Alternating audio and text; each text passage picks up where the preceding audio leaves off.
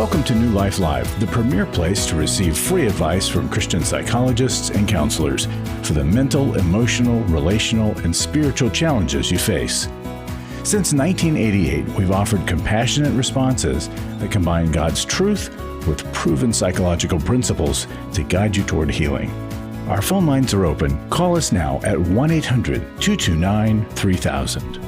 We have made it to Friday here on New Life Live. Welcome. I'm your host, Brian Perez, and it is the 11th of April. I don't know why we call it the 11th. We have 21 and 31. Why can't this be 1T1, as my friend Candy wants to know? I don't know. I don't have an answer for that. But we do have answers for other things you might be wondering about.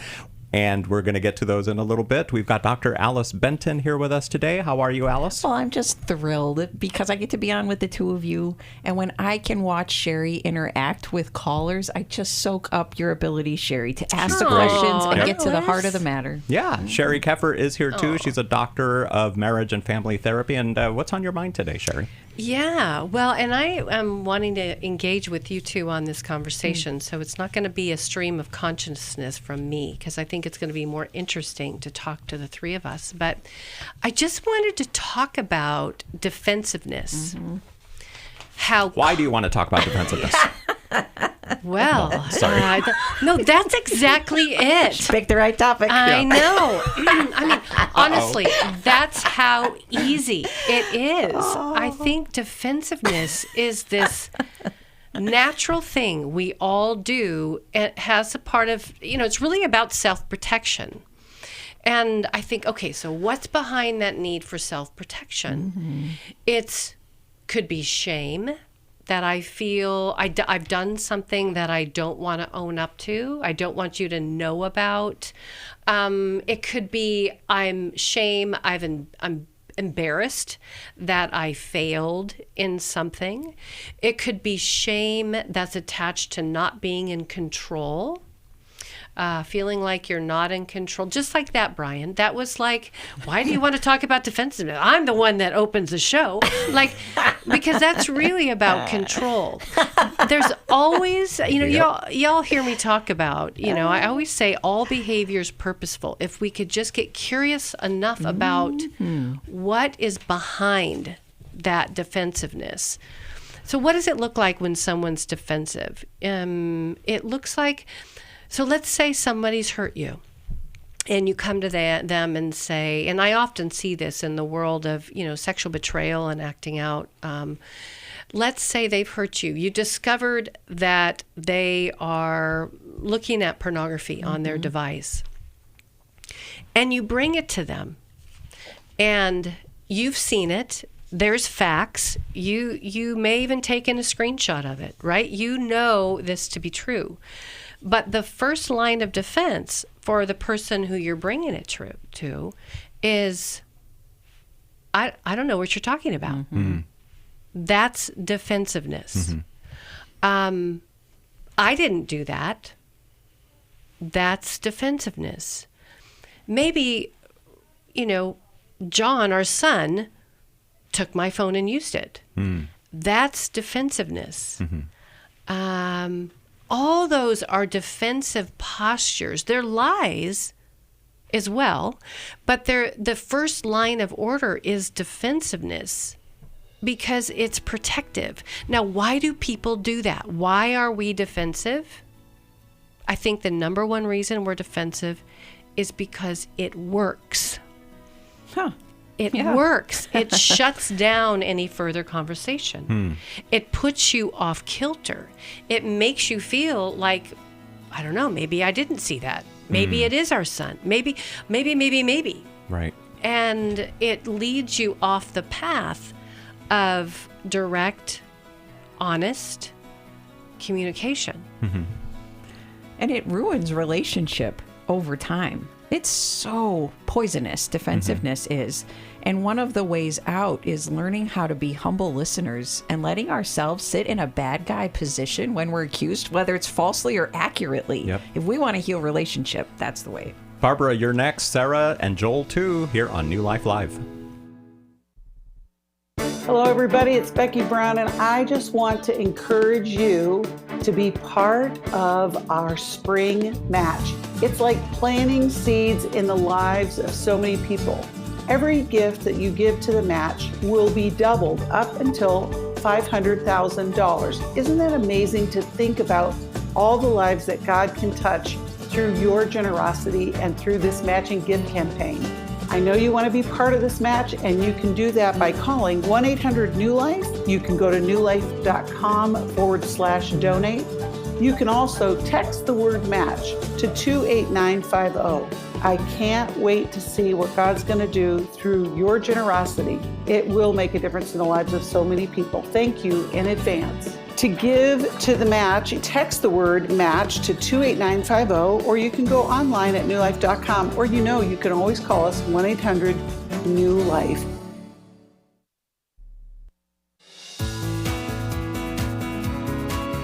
To find out more information about New Life or to order any of the resources mentioned on today's program, call 1-800-NEW-LIFE.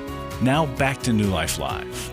Let's get right to the phones here on New Life Live, beginning in Tallahassee, Florida. Here is Barbara, who's listening to us on Sirius XM, channel 131.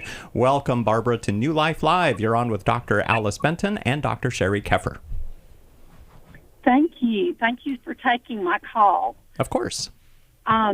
My question, or maybe I just need advice, I have twin granddaughters. They are 15 years old, just turned 15. And one of the twins has just seemed to totally change her personality. She was always a pleasant, easygoing, and I'd say within the last 6 months or so, she, and it's only with her parents, she just about can't stand to be in the same room with them. She's rude to them. And she's just never been like this before. She and her twin are blonde-headed, and she wanted to get her hair colored, so she's now a dark brown head. Just little things that I've seen. About a month ago, she and I were on the phone. She's accepted Jesus about a year ago, so she is a Christian. But about a month ago, she and I were talking on the phone. I live about 2 hours from them, so I don't get to see them too much, but enough. So I was talking on the phone with her, and she said something, and I said, "Well, tell me what you want me to pray for you about. I want to pray for you." And she said, "About my temper." So she knows there's an issue. And I just don't, my daughter is just frustrated with her. She's to the point that, she's just ready for her to move out somewhere. Yeah. So do you think this is typical teenage rebellion, or is this more than that? It's good to wonder, Barbara, if it's more, because certainly the age, this behavioral changes are not uncommon. You know that.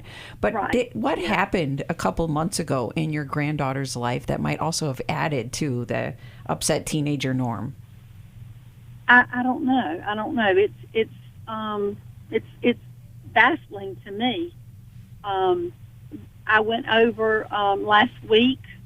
Mom and Dad had something to do with another sibling, and so I took the twin girls, and we went shopping and just had a wonderful time. She had the best attitude. She laughed. She talked. It's just really only with her parents, which makes it all that much more mysterious. Now, you said something interesting about, I think it's your daughter, that your daughter's just ready for her to move out. And this change happened only in the last couple of months. Will you tell us more about your daughter? A little longer, maybe. Will you tell us more about your daughter? Does your daughter have strong reactions like that? I'm just ready for you to move out, where she maybe displays her frustration to her kids? She does get frustrated easily. I don't know that she would tell her she wanted her to move out. One of the other twin, in January wanted to change high schools. And but this twin didn't want to change. And so they're at separate schools, and I don't know if she's unhappy being away from her twin. I don't know, but anyway, maybe she's wondering why the twin got her way for such a serious life change. Move. Yeah, well, Mom had been trying to get them to change schools for several years. So it was not, the other twin agreed. She, Yeah. and she wanted to do some activities that she knew she wouldn't be able to do if she didn't go on and get in there now. So it wasn't, it wasn't like a rebellious kind of thing. Okay. Any thoughts, guys? So, Barbara, because you have what sounds like a pretty solid position in your granddaughter's life, she confessed she has a temper to you and accepted prayer. That sounds like a strong bond. You might also be in a good place to ask her. You've admitted you had a temper. I'm so proud you did that. What's happening in your life that is frustrating to you? And you can talk with me about your mom, about your dad if you want to, because I know they can be annoying. They can rub you wrong. And I want to be a listener to you. Even better, Barbara, if your daughter would be willing to ask those questions of her daughter and to acknowledge that your daughter can have some strong reactions. Sometimes we don't know how much is revealed to the kids, but if that's boiling in your daughter, it probably is leaking out to the kids. And what I find is that when a family wants me to see their teenager for therapy and they say, she's got this problematic behavior, you take her and figure out what's going on. It usually is because of a whole system taking place within the family. And so I find family therapy to be much more effective than individual therapy for a minor, because the minor is living within the family dynamics which are impacting her behavior. It doesn't mean it's the parent's fault, but it usually means that the troublesome behavior of the child is a reaction to tension and stress in the home when the teenager doesn't know how else to deal with it. And so good family therapy helps to bring these things out in the open, talk about them, and bring resolution to them slowly but surely. Sheri, any thoughts? Yeah, I am. Can you think back to a time, Barbara, where you've gotten mad? Do you get mad? Have you ever gotten mad? Yeah. Okay. When I look at anger and I look at a temper equals anger. Okay, that is anger. Right. Anger is a secondary emotion. It's always covering something else. I look at anger like an M&M. The hard candy, outside of an M&M is the anger. That's the hard shell. But inside is the chocolate that melts in your hand, like the 60s commercial. So what is that? What's the more vulnerable part? What is the chocolate? What's really underneath her shell is one of three things. It's hurt, fear, or sadness. And I want you to write that down, because if you can own with your granddaughter, like, I love the fact, just like Alice said, that you told me you wanted me to pray for your temper. And you know what it made me think about, honey, is I went back and I quickly thought about times where I've had a temper, right? Where I've been angry. And you know what I've learned? And don't tell her you got it here. Hold on to your power, right? just give her the M&M. Give her the M&M example. Say, when I get mad, I'm like an M&M. I just have this hard shell, but inside of the M&M is like this chocolate, and it's a really tender part of me that I don't want anyone to know about. But what is that? It's either, when I'm angry, it's hurt, fear, or sadness. Do you feel hurt about anything that's happened recently, or afraid, or sad? Just ask her. Yeah. Do you feel hurt, afraid, or sad? And she might say, well, Grandma, I feel all three. and say, perfect. Tell me about your hurt. And then zip it. And then tell me about your fear.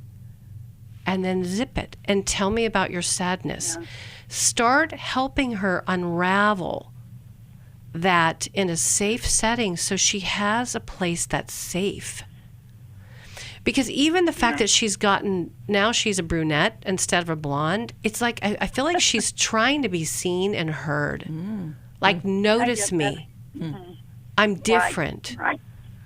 I don't know why she's wanting to be noticed. I don't know why she's individuating from her twin. I don't know why she's frustrated. She might feel like she doesn't have a voice. Who knows? But once you find out what's in her M&M, you're going to have more room to talk with her about what's really going on with her. Okay. Alice? One other thing I probably should have said earlier, because this is in the back of my mind. Her paternal grandmother had a mental illness diagnosis of schizophrenia. And this is what's really worrying me. How long ago was that? The grandmother? Yeah. When she was in her 20s, and she just recently died in the last 3 or 4 years. So she was 70 when she was 60, in her late 60s maybe when she died. And you're afraid this shift might be the presenting of schizophrenia or the beginning of it in your granddaughter. I want to tell you to let that go, girl. I want to tell you to let that go, okay? Because it doesn't manifest at 15 typically, right? And I grew up in a home with severe mental illness, and so I know what it feels like to be afraid of getting schizophrenia. Right. And I worried about that until I was about 40 years old. But the signs that you're telling us right now today, she's laughing, she went with you, she talks, she's got a hair, she changed her hair color. So let's start with that. Right. And so it's calming our fears about this potential mental illness that may not even be what she's dealing with. But, just helping to calm your heart down and telling yourself, it's not that. I just need to help her figure out what she's frustrated about right now. And Barbara, having a physical checkup, and considering that if y'all need to see a psychiatrist down the road, you can do that. You can get a checkup on your granddaughter if symptoms worsen, so that you have a professional opinion. I have worked with families where, because of something like a blood infection, there was a sudden change in personality of a young person. And so being aware that there might be an underlying medical problem, and you can get that checked out. There are solutions to all these things. So what's a book? What's about how we love our kids, maybe? Yes. That might be a good one. And you might also want to give a gift to your granddaughter. It's called 100 Days to Freedom from Anger. I mean, it's a devotional that we have available for purchase on the newlife.com store. Just give it to her. And because she herself has acknowledged that she's got an issue with this, she's asking for prayer from her grandmother. And so she knows she's got an issue. Maybe it's even affecting her at school. I mean, who knows? So this might be a good resource for her. It's available on the newlife.com store. But for you, we're going to send the, what is it? How We Love Our Kids? Yes. Awesome. Great book. We'll send that in the mail to you. So stay on hold. We've got a lot of other great calls on the board. Let's go now to Judy in Florida, listening on newlife.com. Hi there, Judy. Welcome to New Life Live. Hello there. Hi. What's going on?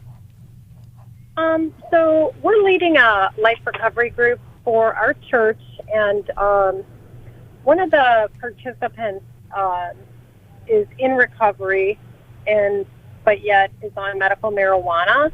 And so kind of wanting to know how to navigate that, because some of the folks in our group, marijuana is their, is their addiction, or for one person it was the cause of a relapse. It was actually his wife's medical marijuana. And so so I just kind of how to navigate that with somebody who, is in recovery, but yet on the medical marijuana. That's a tricky question, Judy. Thank you for calling in about it. It is. Has your group been able to speak openly about the group's reaction to some relapsing on it, some using it as a medical treatment? No, the group really hasn't been able to discuss on it per se because it is a very new group. It's a lot of new people newer in recovery.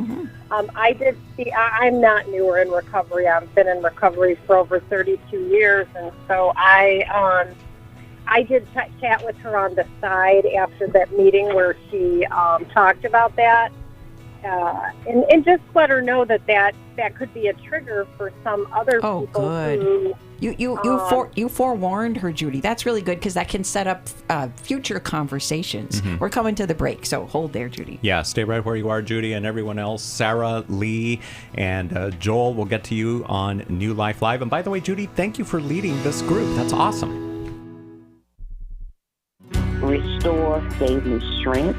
It gave me more belief in my faith. I met up with a group of women that are going through things that they had no control over. If you've been affected by betrayal, an emotional or physical affair, or pornography, the Restore Intensive will equip you with support and tools to help you through. When two people want to do their part, we can be restored. But if they don't, we can still be restored. We are not stuck because someone else made a decision. That God lets us weigh in on how we want to walk out our lives. Our wellness does not hinge on another person's decision. The Restore Intensive is coming to Dallas, Texas, May 2nd through the 4th.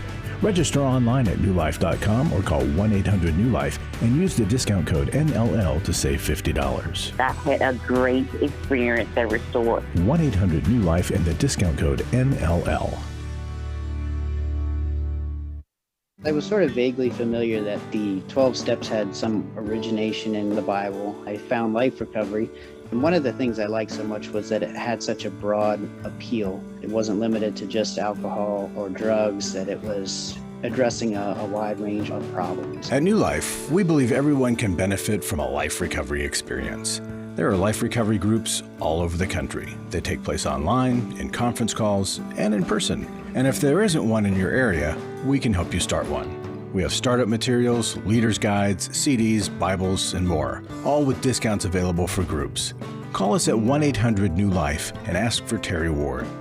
The 12 Steps have long been a great help to people in recovery because much of the 12 Steps' power comes from the fact that they capture principles clearly revealed in the Bible. The 12 steps is really a pattern for all of us as Christians. Call 1-800-NEW-LIFE. That's 1-800-639-5433.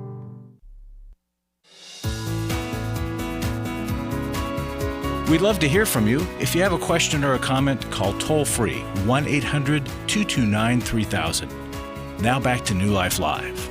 We've got a matching gift going on right now. The impact of your gift goes twice as far. Through your support, you are instrumental in providing life-changing resources that not only meet immediate needs, but also sow seeds of everlasting change. I love that. Please give generously. Every gift helps. You can give online at newlife.com or by calling 1-800-NEW-LIFE or text the word MATCH to 28950. I love when we have these matching gifts because it just allows us to double the impact that we have.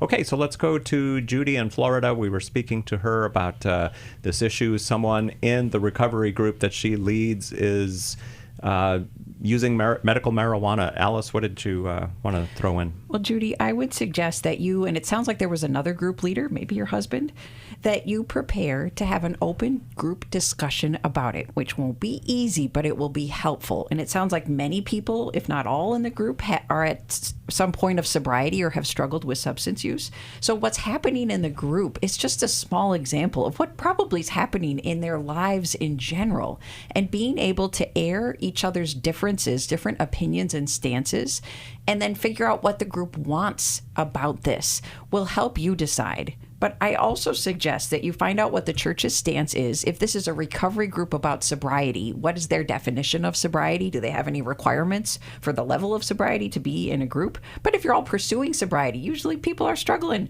with whether or not they're fully in it. decide prayerfully your own stance. Is it okay with you for this person to be in the group?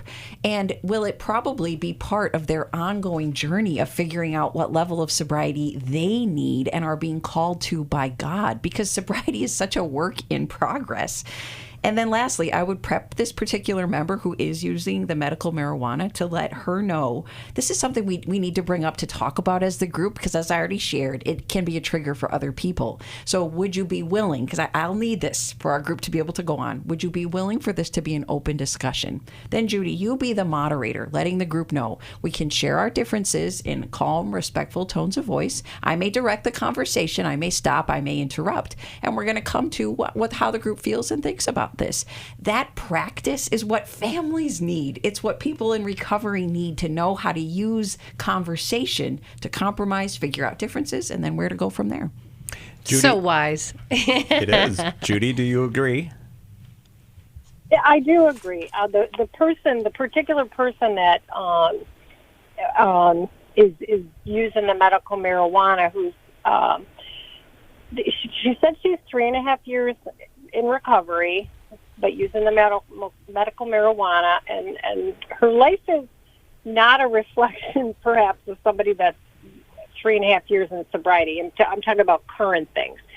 Usually, so to me, the question, and this is kind of from the people I've spoken with, at the church, and another gal that kind of does addiction counseling, is that it could be causing a veil between them and God, the marijuana, yes, where it is, you know what I mean? But yet, because it's medical, back in the day, 30 years ago, there was no question. Marijuana was, an addictive substance, and that it was not, you're considered acceptable to be in recovery and smoking marijuana. Yeah, and it was illegal. So, it's illegal, right? And it was illegal. Yeah, that is correct. Yeah. So you know what?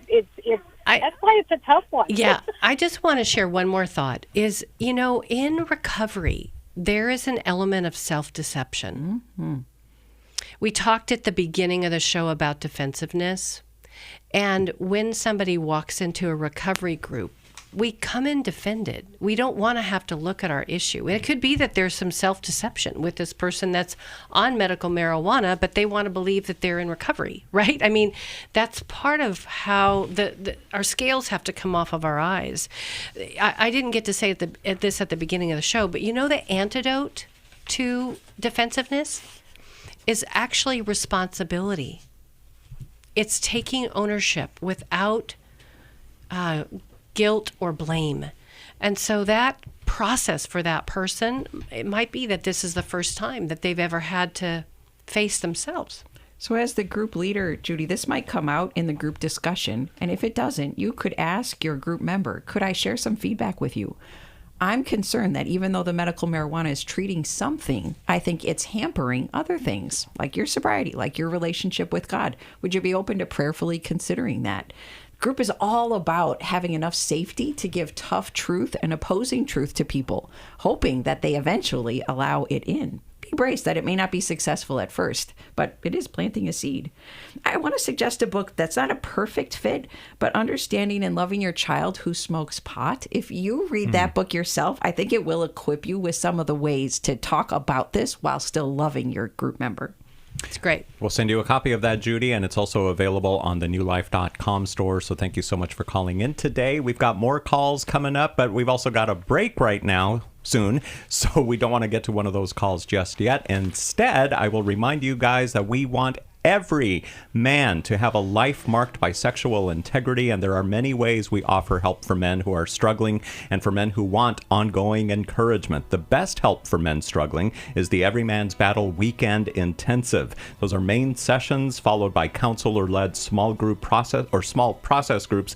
There's life recovery groups focused on recovery from sexual integrity issues, the Every Man's Battle podcast, books on the topic in our online store at newlife.com, lots of video videos on the topic in our video library at newlife.com, articles and tip sheets on newlife.com. If you don't know where to start, because I just said a lot, call us at 1-800-NEW-LIFE and we'll connect you with your next right step. Sarah, Lee, you guys are coming up. Sounds good. Sarah Lee always sounds good if you ask me. But Sarah, I feel like Lee, a lemon cake. you're coming Sarah. up here on New Life Live. Thanks for listening today. Thanks for watching us as well on YouTube and Facebook. Hello, everybody. It's Becky Brown, and I just want to encourage you to be part of our spring match. It's like planting seeds in the lives of so many people. Every gift that you give to the match will be doubled up until $500,000. Isn't that amazing to think about all the lives that God can touch through your generosity and through this matching gift campaign? I know you want to be part of this match, and you can do that by calling 1-800-NEW-LIFE. You can go to newlife.com/donate. You can also text the word match to 28950.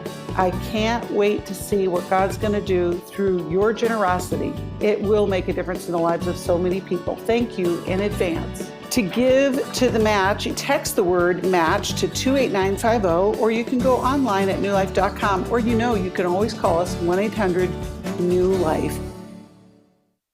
Club New Life changes lives. I think I go way back to listening to New Life, learning so much from it, and then becoming a Club New Life member. Club New Life is a monthly giving family that helps New Life Ministries provide Christ-centered hope and counseling resources to thousands of people. You know, I'm so thankful because you know why I keep giving? Because I keep learning, and I'm so thankful for all the lives that you touch every day and the people's lives. So when I get to still hear the radio show, it's just so encouraging to my heart. When you sign up to support us monthly through Club New Life, you'll make a difference in the lives of individuals and families with godly counsel and connection to help. And you know one reason I give? Because I feel like sometimes I'm hiding behind a counselor's couch listening to all this great information and not paying, so my guilt of this great advice is alleviated by being a Club New Life member. Call 1-800-NEW-LIFE. That's 1-800-639-5433. And together we can help hurting people find help and hope in life's hardest places. Call 1-800-639-5433 to join Club New Life today.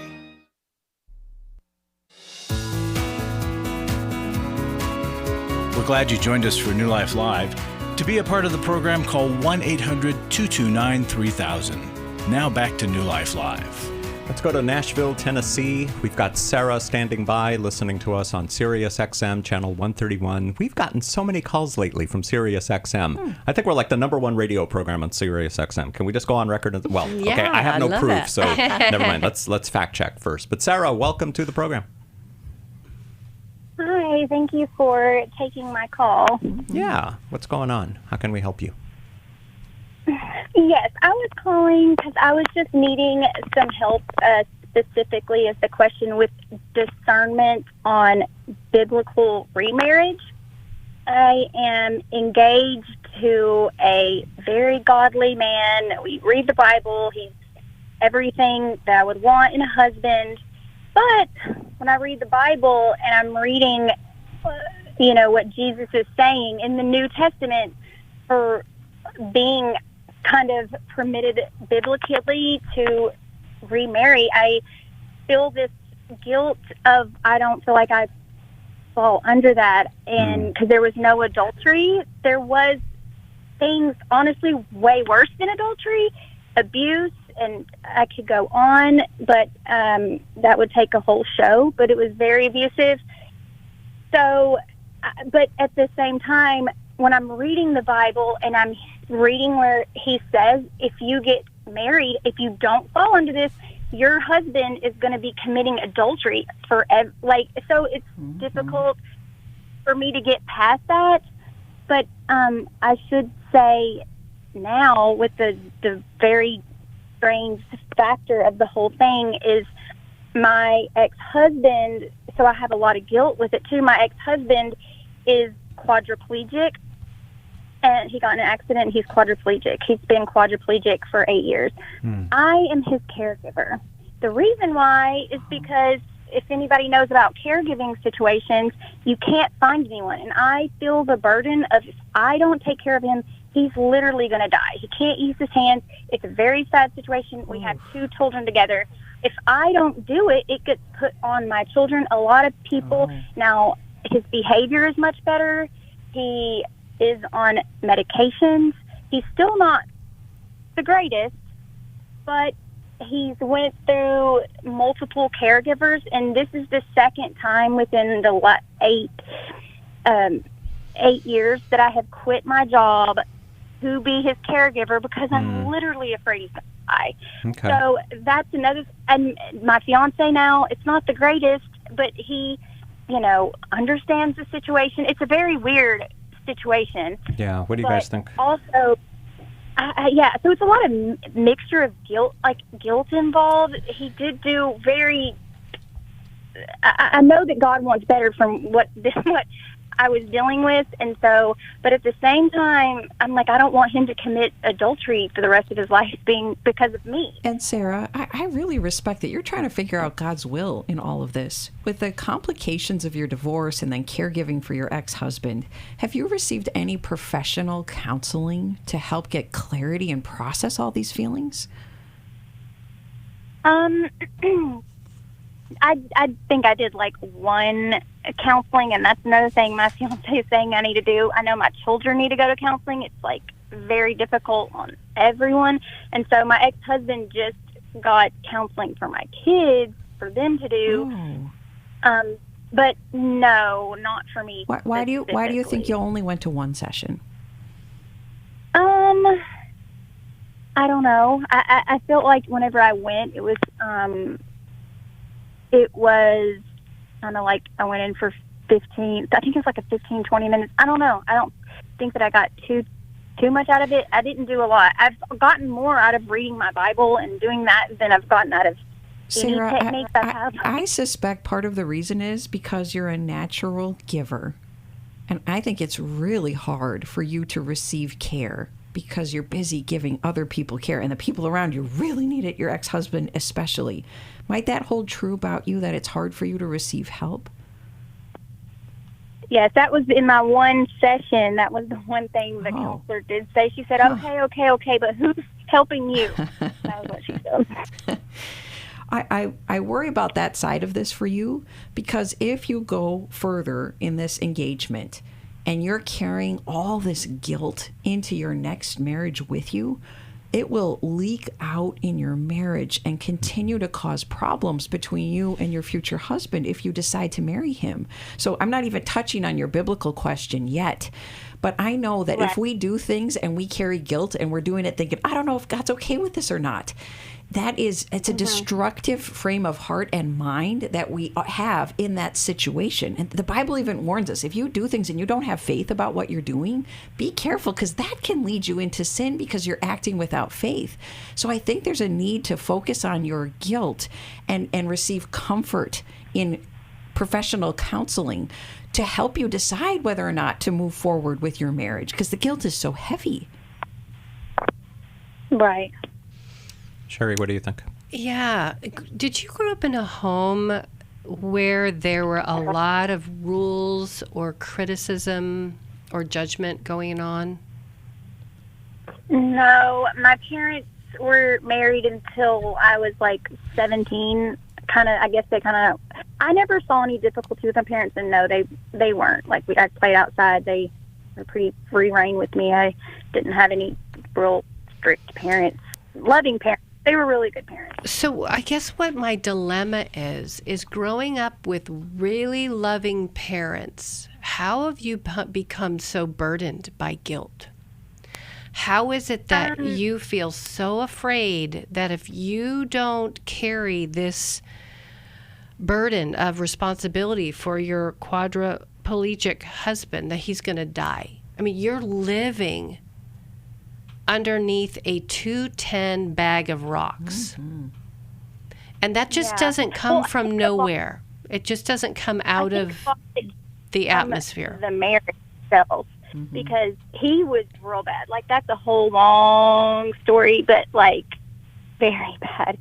And I mean, it was manipulative and bad, but just, I mean, that's a long story. But that long story, my curiosity, based on Alice's question, that long, long story needs to be unpacked with a therapist. Because you're just adding more boulders to that bag. But for some reason, you don't want to go there. I don't know why that is. Why it's so scary for you to unpack this heavy burden of guilt that's keeping you attached to a man who abused you because you're afraid he'll die. Do you see how many layers of heartache and weight that is? It's a lot. I could see you going into a therapist's office, maybe even back to the one that you spent 15 or 20 minutes. That was probably just like an initial, come in and meet with me, and if you like me, we'll keep going, right? That's not really a full session.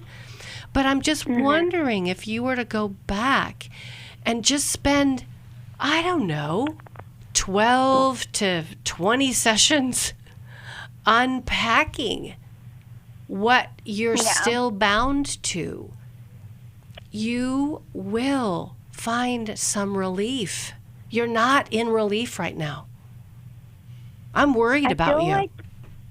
I feel like the reason why I'm so scared of him dying is because my mom died, and she had cancer, and she died, and it was very painful. I want the kids to be able to, it was already traumatic enough with what happened to him. Like, that was so horrible. It turned everybody's life upside down, and they have to go to therapy over it. But I guess I just am afraid because I've dealt with, my mom died of cancer, and I have this, and I know that it's irrational, but I felt some blame over my mom's passing. I know that she had cancer, but what actually made her pass away was my daughter went over there, and she said had some kind of cold, and just that, because when you're in chemo, you can't be around any germs, and she, I guess, got whatever my daughter did, and she passed away. I know it's not my fault. I know that, but I do feel in a way that sort of responsibility to it. And then on top of that, so let me say this, Sarah.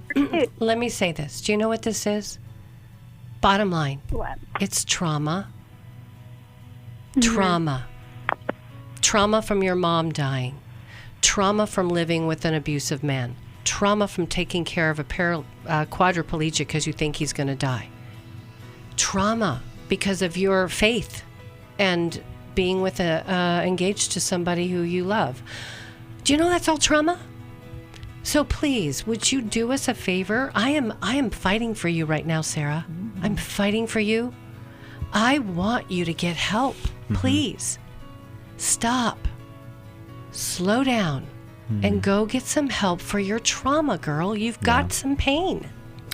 We're going to send you a book from the New Life store as well, and then we got to go to break right now. Lee, you're coming up next here on New Life Live.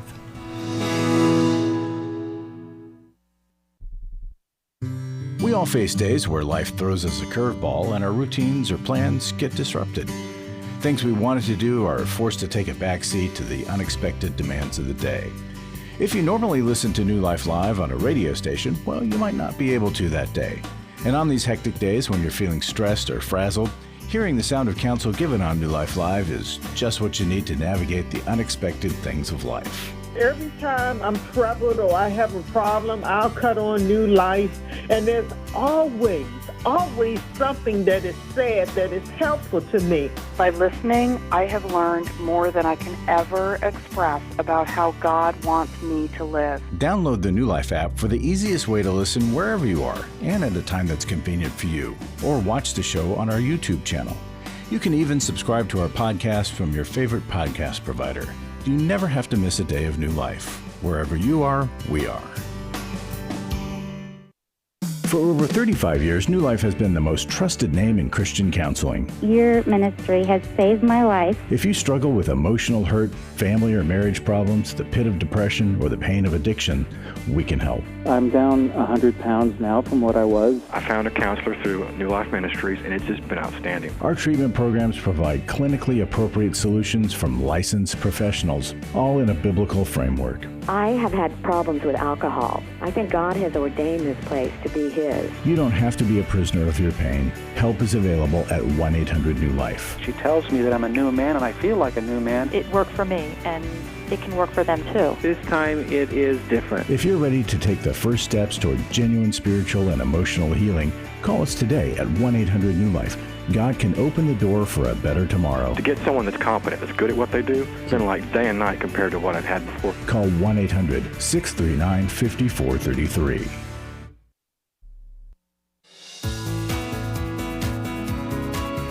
To find out more information about New Life or to order any of the resources mentioned on today's program, call 1-800-NEW-LIFE. Now back to New Life Live.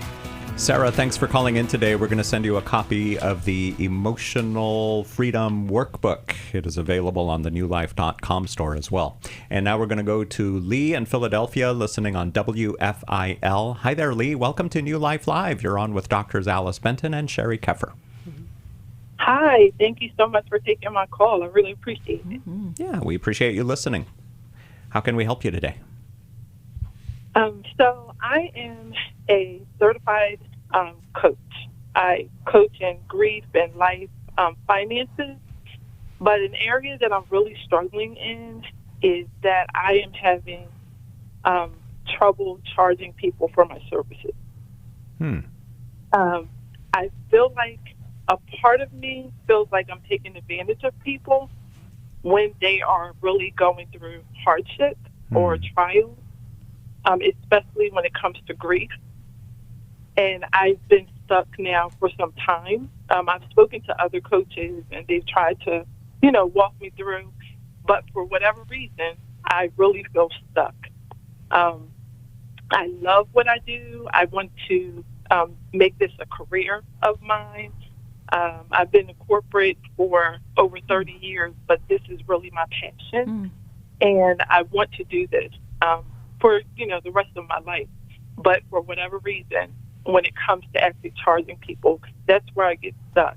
I normally just accept like a free will offering or just a gift for my services, but I do know I need to charge for my services. So that's where I am. How do you guys do it? Well, so you have a day job, right? You have a corporate job where you work. You're probably very good at what you do, right? Yes. And you have a grief story, right? Yeah. Okay.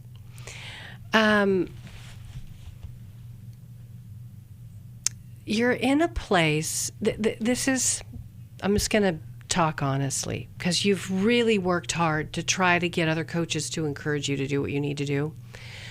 Yeah. But this is a question of value. It's a question of your internal value.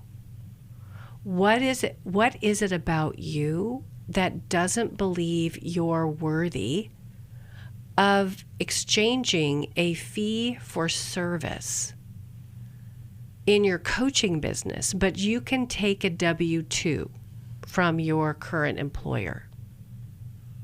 You're going to work. And you say, well, because I feel bad, because they're in a bad situation. Well, you could do this. You could say, well, I'm going to keep my corporate job and I'm going to do grief counseling as a ministry. I'm going to just take the burden of that off my monkey off my back. And I'm going to do that for a while. Both. I'm going to do the ministry of grief coaching and I'm going to do my day job until you realize that it's really hard to do both of those full time. It is. Right? I'm at that place. I remember the first time that I had to do an internship in my, you have to go to school as a therapist and you have to get 3,000 hours. I remember the first time someone gave me $7 at one of my places I went.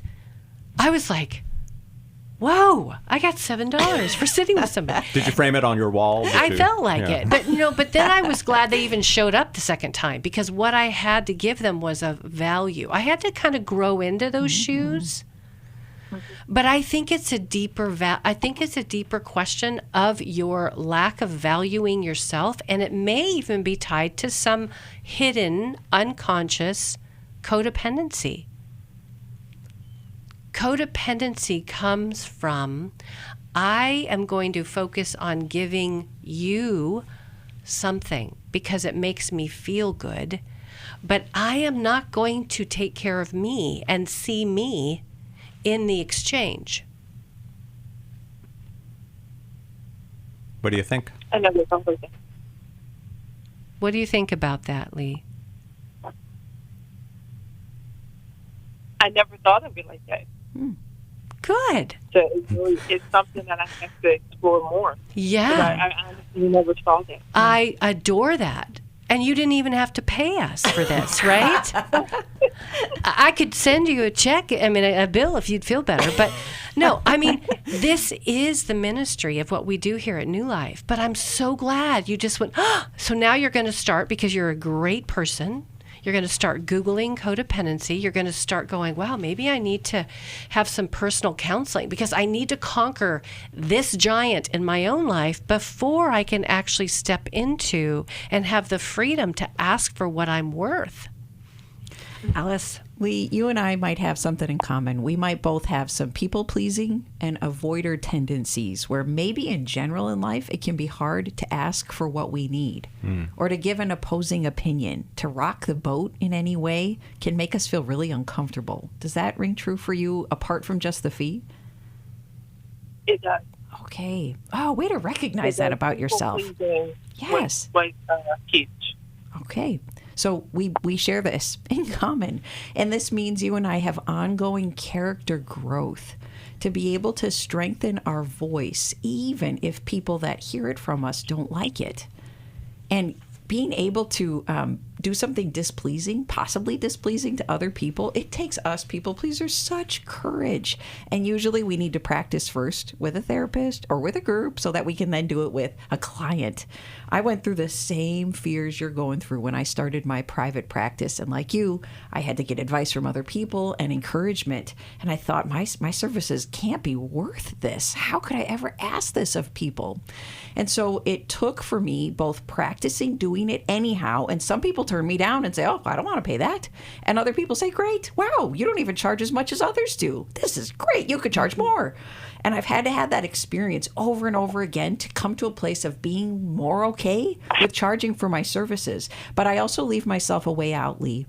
Because like you, when my people are in dire straits and they're telling me I'm unemployed, I can barely afford groceries, and I still desperately need therapy, those are the times that I say, all right, God, what do you want me to do with this particular person? I still have bills to pay myself. Should I give him a sliding scale fee? Should I see him for hardly anything? Because I will, Lord, if you show up and provide the rest for me. And those are still scary for me to do. But I trust him more than I trust my fear. And so sometimes I'm willing to really lower my fee because they're in such great need. So I think, Lee, if you'll take all these things and do some of your own individual sessions to figure out, why was people-pleasing and avoiding the best way to get through your childhood? And were you taken advantage of? Or did you see people being taken advantage of so you don't want to perpetrate that? That will really help you to strengthen your ability to ask for what you should and for what you need, because you got to pay your bills. Absolutely. Oh, wow. Thank you so much.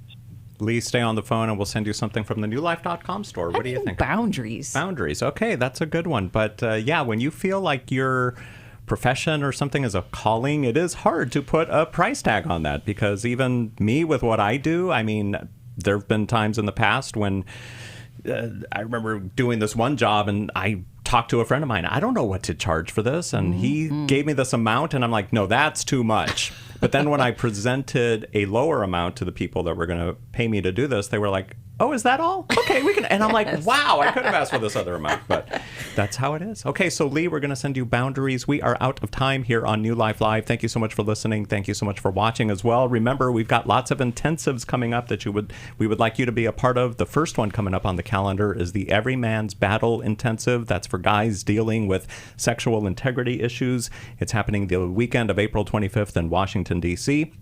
We've also got the Restore Healing After Betrayal Intensive in Dallas, May 2nd through the 4th, and Intimacy and Marriage happening July 25th weekend in Washington, D.C. And of course, right now, we're still in the middle of our matching gift. Everything you give to us will be doubled up to $500,000. So if you've ever wanted to donate to the work of New Life Live, now's the time to do it at 1-800-NEW-LIFE. God bless you guys. Thanks for listening. Thanks for listening. We hope this program has helped you by giving you insights for handling the challenges you face in your life. We want you to know that we're here for you, but you also need to know that New Life Live is a listener-supported ministry.